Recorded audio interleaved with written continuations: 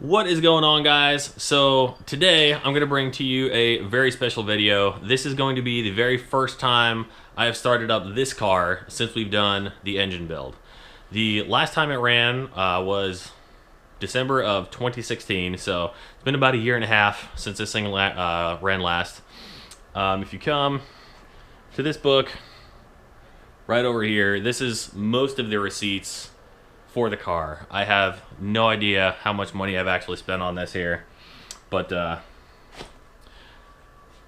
it's definitely a good bit. Just kind of walking you guys through the car before we go and fire it off, and then I'll kind of walk you through the startup sequence too. Let's just kind of go back to front, actually. Coming back here, not sure how well you guys will be able to see this, but let's see. We got a 4-inch Sound Performance SPF1 downpipe midpipe combo with 3-inch exhaust cutout and a step down to the 3.5-inch Veilside.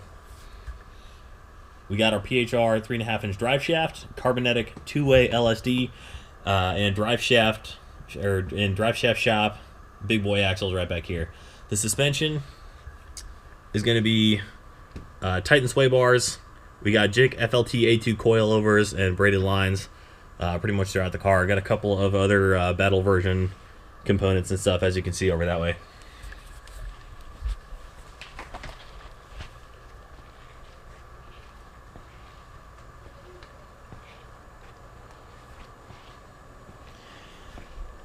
Coming around here to the front of the car, we have the ETS 5-inch intercooler. And coming around here to this side, we obviously got our catch can over here, vacuum block. We're running dual tile 44mm gates on a SPF1 exhaust manifold. The turbo is a Precision 6768. I got a stupid good deal on it. Kind of one of those things where it's too good to pass up. So other than that, I really don't have any rhyme or reason for it. It's just got a great deal, so I bought it kind of thing. So the powder coating, get that out of here.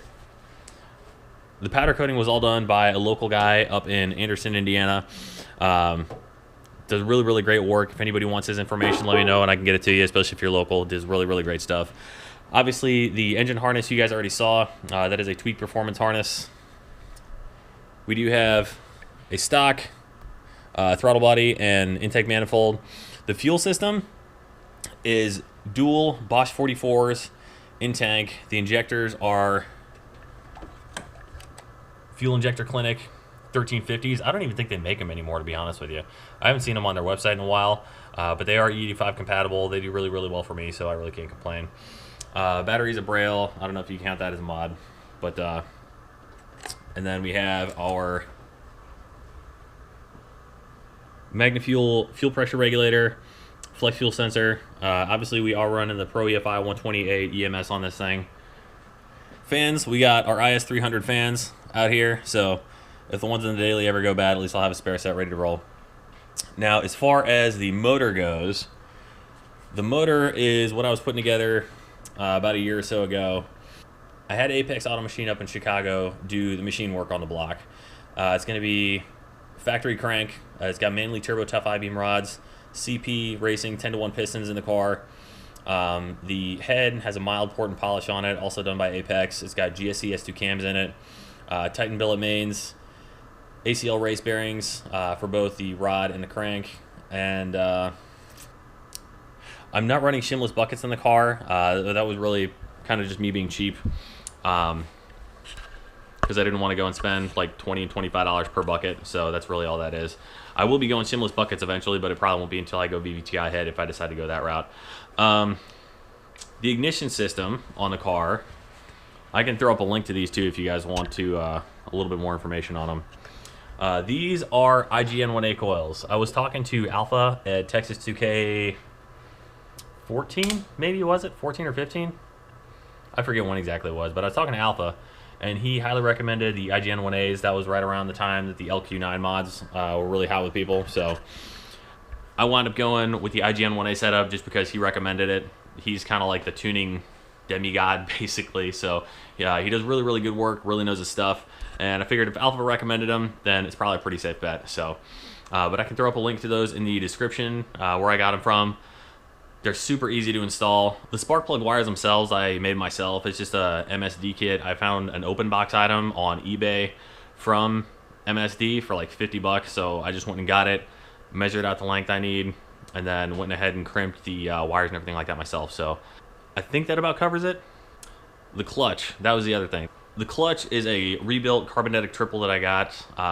Again, found a really, really good deal on it. Wound up rebuilding that thing myself. So that should work quite well. Really excited about that. So the clutch plates and everything like that were good. I mean, they all measured within spec. Didn't require any machine work on the case or anything. The reason I got such a good deal on it,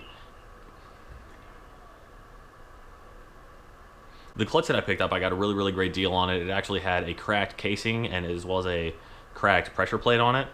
Guy said he was having engagement issues at anything over about 1,000 wheel during high rev shifting and everything. And I'm like, well, yeah, I could see that. I mean, if you're up around like 8,000 or 9,000 RPM and you're trying to go and apply pressure to this thing, it's just going to sit there and flex. You're not going to be able to engage. So the case was broke. So I ordered a new case, new pressure plate, and went through and made sure everything was good to go there. So got that installed. We do have the Tilton Clutchmaster cylinder that I got from Twins Turbo way before they went out of business.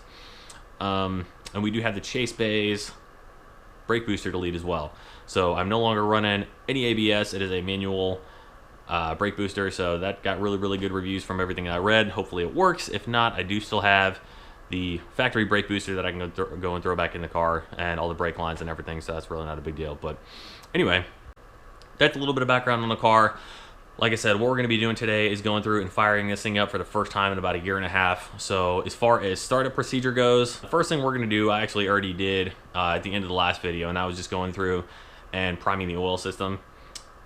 Basically just go and pull the EFI relays for that, and then turn the key, hold it for 15-20 seconds till you get oil pressure, and then you'll be good to go. You're ready to fire. So plug the EFI relays back in, spin it around, get the air and everything out of the fuel system, fire it up, we should be good to go. So we're going to go through and do that today, get this thing fired up. Hopefully everything works. We don't have any major leaks. If we do have any leaks, we'll go through and get those buttoned up and everything like that, but you guys will be along for the ride either way. So let me open the garage door and we'll get rolling.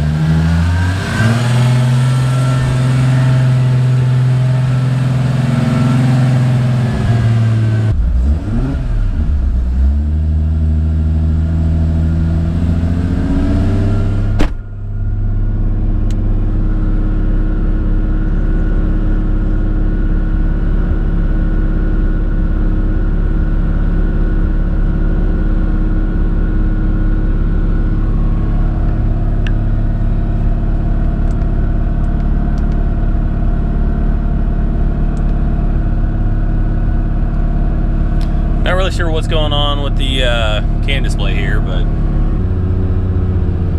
we got 15 minutes left on the timer. We're gonna make ourselves a little video.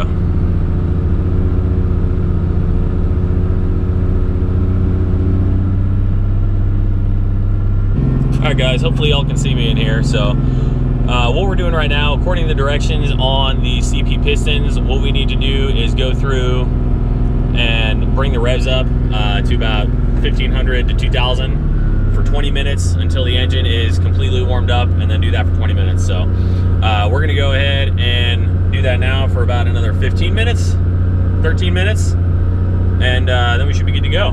So I don't see any issues. I didn't see any leaks. All the gauges and everything are looking good except for the cam display, and it's giving me a weird error. I don't know, maybe I wired something backwards when I did the harness install. I'm not really sure. So I might need to go through and check those pins and make sure they're still good to go. But so far, so good.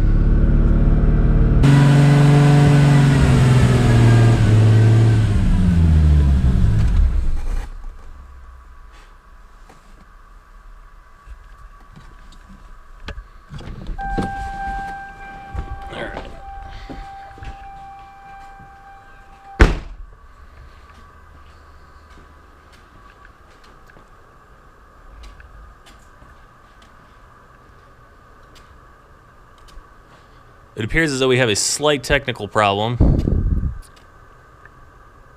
with our coolant. This means I probably have an air bubble in the system somewhere. Oh yeah. What a nice little lake. Alright guys, so as you can see, we are running a little bit hot. We got about 5 minutes left out of our 20-minute session that we need to get done. I had to go and shut it down for a few minutes to figure out why it just went all the way hot there for a second. Turns out the fans didn't come on, so I don't know if that's a problem with the sensor. I have it wired to the Pro EFI, so I don't know, maybe that's just not getting signal for whatever reason.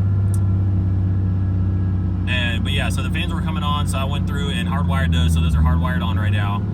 I think I might also have a slight air bubble in the coolant system, so that'll also cause a little bit of an issue, so I'm going to go through and double check that, bleed the coolant system really well, make sure I don't have an air pocket, and then investigate why the fans were coming on. But that seems to be the only issue we're having. The only issue that we have right now is a coolant leak from where it got a little toasty, so hopefully we didn't screw up anything else, but everything else looks really good. There was no coolant in the oil or anything like that, so, and after we get this done, I will be going through, cutting open the filter, changing the oil, making sure the oil is good. It doesn't look like somebody glitter bombed the oil pan.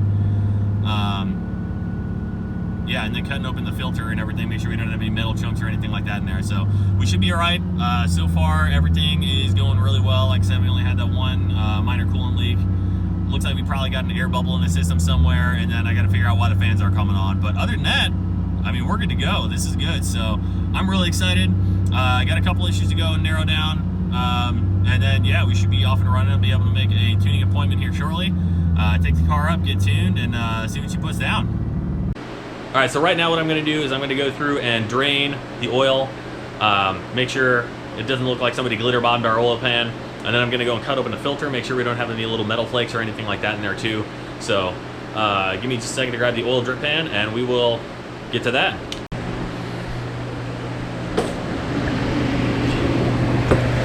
Sorry in advance for the noise, the fans are still going, so let's see what we got.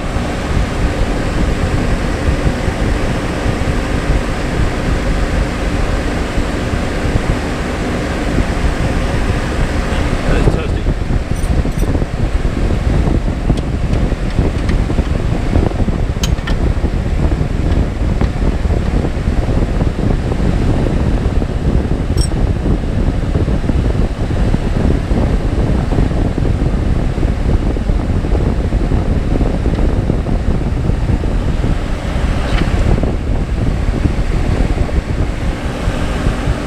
Oh, that is beautiful. Doesn't look bad at all.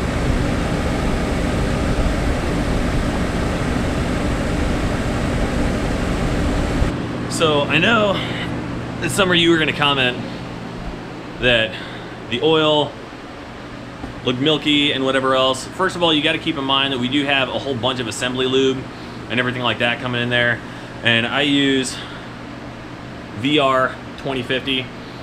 This is the high zinc stuff. I had a cover on here somewhere. I just want to pour some of this out for you guys so you can show you what all it looks like here. So like I said, this is the stuff we're using. And if you come over here,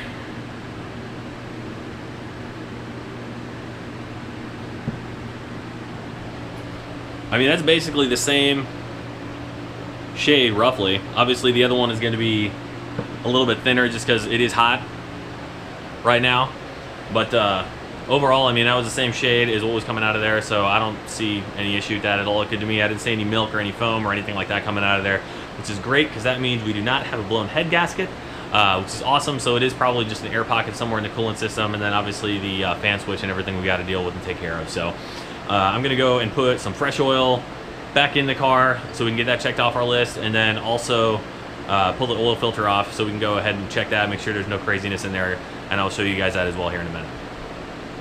Alright guys, so this here is my aluminum foil. I like to put this down just so I don't go and get oil all over the wood. So we got our oil filter here. This guy is basically a can opener for your oil filter.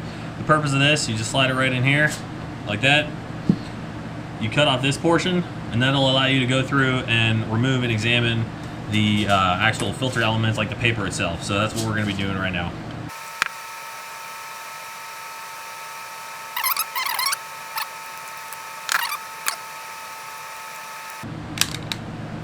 There it goes.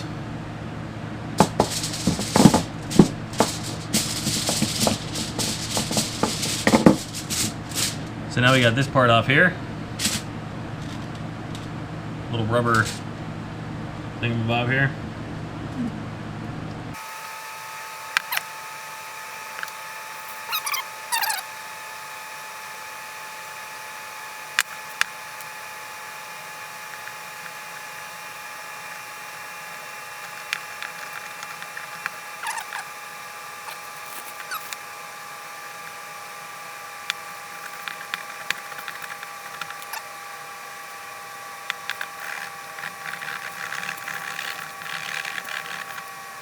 Alright, well, I was trying to cut this thing off, and that's clearly not working, but if you come over here,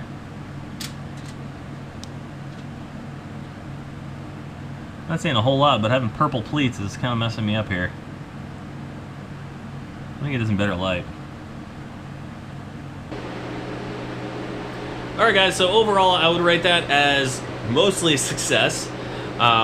Like I said before, I need to go through and figure out why specifically the fans were coming on. I don't know if maybe it's because I wired something up backwards on the firewall side, or if because, I don't know, maybe it's just not getting, because right now I have it wired up to the Pro EFI, so whenever the Pro EFI detects that the temperature gets to a certain point, it goes and kicks the fans on, then it gets to another point and then kicks the other fan on, so then they're both running at the same time. That's how that's supposed to work. That's how it was running before I swapped out the harness. So I'm thinking probably what happened was that I just wired something up wrong, or for whatever reason it's not getting signal from the like I said, the temperatures, or the temp sensor. So I don't know why specifically that's not working. I definitely need to investigate that. Right now, like I said, they're hardwired on, so pretty much just super classy, like just right to the battery there. So I'm gonna go through and probably tonight try to figure out if I got some wires flip-flopped, or just see what else is going on there. So I also think we have an air pocket somewhere in the coolant system, so I need to go through and bleed that.